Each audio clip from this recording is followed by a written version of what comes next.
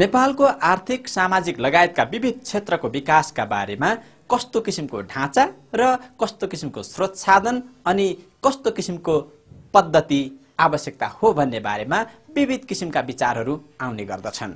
यसका अनुसन्धानकर्तादेखि यसमा काम गरेका अधिकार कर्मीहरूका आफ्नै धारणा र विचारहरू हुन सक्छन्। तर अध्ययन अनुसन्धानले पत्ता लगाएका कुराहरू भने फरक छन्। कार्यक्रमको यो श्रृङ्खलामा हामी एउटा अन्तर्वार्ता तपाईहरु समक्ष प्रस्तुत गर्दैछौँ। क्यानाडाली अन्तर्राष्ट्रिय अनुसन्धान विकास केन्द्र, जसलाई हामी अंग्रेजीमा IDRC भन्छौँ, त्यसका अध्यक्ष नेपाल भ्रमणका लागि आउनुभएको छ। उहाँले नेपाल सम्बन्धी तयार पारिएको एक पुस्तकको सम्पादन कार्य गरिराख्नु भएको छ र भर्खरै उहाँले प्रधानमन्त्री माधव कुमार नेपाललाई पनि भेटघाट गर्नुभएको छ। उहाँले नेपालको विकास प्रक्रियालाई कसरी हेर्नु भएको छ र मुख्य गरी वैदेशिक सहायता, नेपालको विकासका लागि वैदेशिक सहायताको उपयोग कसरी भइरहेको छ र यसले हाम्रो विकास प्रक्रियालाई कसरी सघाइरहेको छ वा छैन भन्ने विषयमा आजको हाम्रो अन्तर्वार्ता केन्द्रित रहन्छ।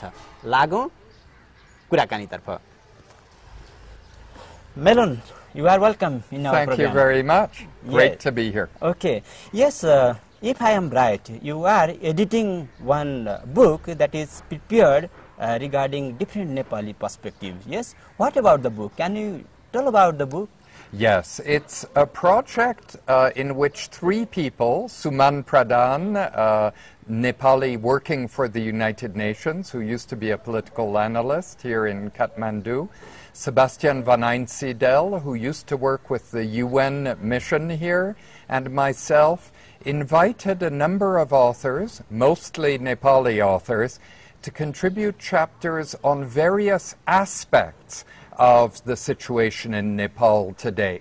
Economic aspects, electoral arrangements, constitution, political issues, foreign policy, who are the foreign actors who are interested in Nepal.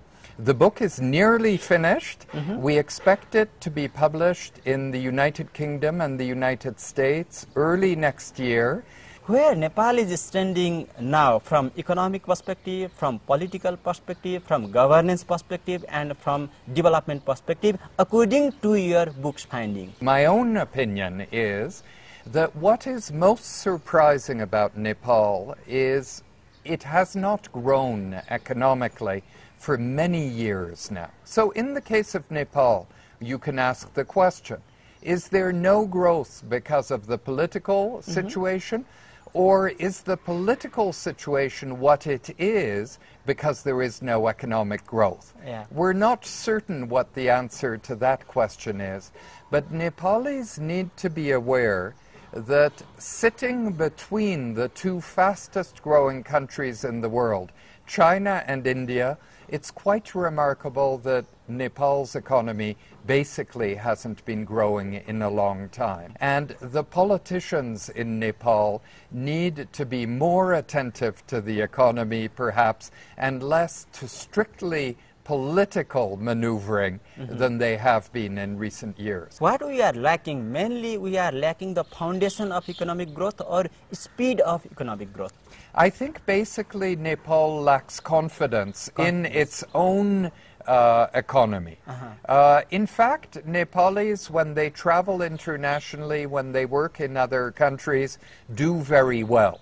Indeed, one of the things that helps Nepal is all of the money that comes to Nepal from Nepali workers abroad. But that is no way to build an economy. It's helpful in the short term to have Nepalis abroad sending remittances home. But in the long term, it is not the best strategy. Nepal needs to grow from inside. It can grow from inside if the policies are right, and if Nepalis have confidence that if they invest money in companies, if they invest money in farming, that the returns will be good. How Nepal is mobilizing foreign aid? Does the foreign aid boosting up our development process, stimulating our development process, or moderately working? I think it's a complicated question. Both of the things you said are right. development assistance often isn't well targeted and often isn't well spent. At the same time, we know it can be helpful. Social indicators are improving, partly because of the economy, but partly also because civil society in Nepal is very lively, has a strong conscience, and it has been supported by a lot of foreign assistance. So I think in many cases it has been helpful in Nepal. In some cases, I have no doubt, it hasn't been well targeted. My own institution, the International Development Research Institution, supports research in Nepal, which intends to show the direction in which the Nepali economy could take off. A lot of our work has been in the area of agriculture and forestry. How could both be better managed in Nepal to create better and richer livelihoods for Nepalis while being environmentally sustainable? When we talk about Nepal, we are fully dependent on foreign aid regarding our development. More than 70% budget is development budget is coming from donor agencies or other foreign support. And is this support making us more dependent, and we are not digging out our internal dynamism of development? Actually, as a scholar, what do you see? Actually, I think remittances from Nepalis abroad are a much more important factor than foreign aid in the economy of Nepal today. It's a mistake to look too much at foreign aid and to exaggerate its real importance to the economy. My own institution is active supporting a number of Chinese researchers, and the Chinese government is very supportive of that. But China doesn't need foreign aid to build dams. That's not what it's looking for foreign aid to do. It welcomes foreign aid in certain targeted areas where it thinks it can play a positive role. It's important to remember that India still borrows quite a lot from the World Bank and the Asian Development Bank. It borrows on favorable terms.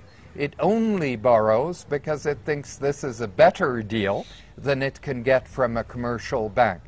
But Indians don't dismiss the usefulness of some of these aid institutions.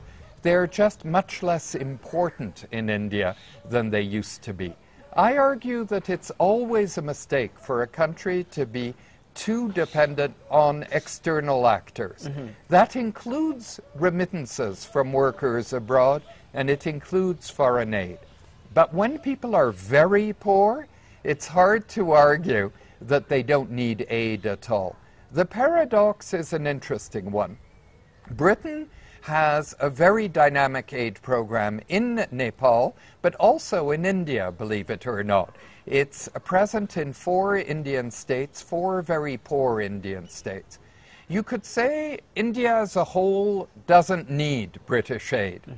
But those 4 states do need British aid. If I am right, you had a meeting with our Prime Minister Madhav Kumar Nepal. I did. What was the mission, meeting with him, and what about you talked with him? Well, the Prime Minister was kind enough to be interested in some of the work that my institution is supporting in Nepal, so I mentioned some of that to him.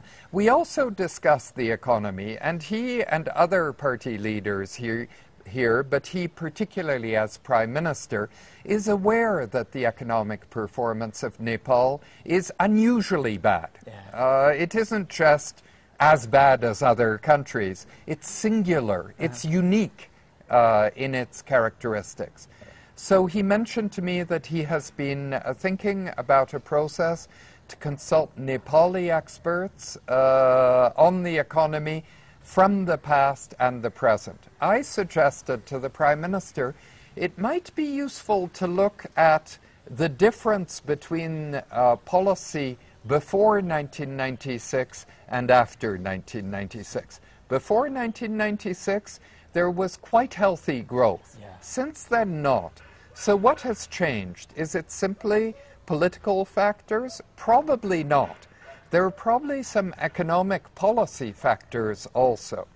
So we talked about this. The Prime Minister, I think, is quite preoccupied by the economic situation. He's a very experienced politician. Thank you, Melon, very much for your proactive participation in our program and sharing your knowledge, yes? Thank you. I love Nepal, and it's always a pleasure to be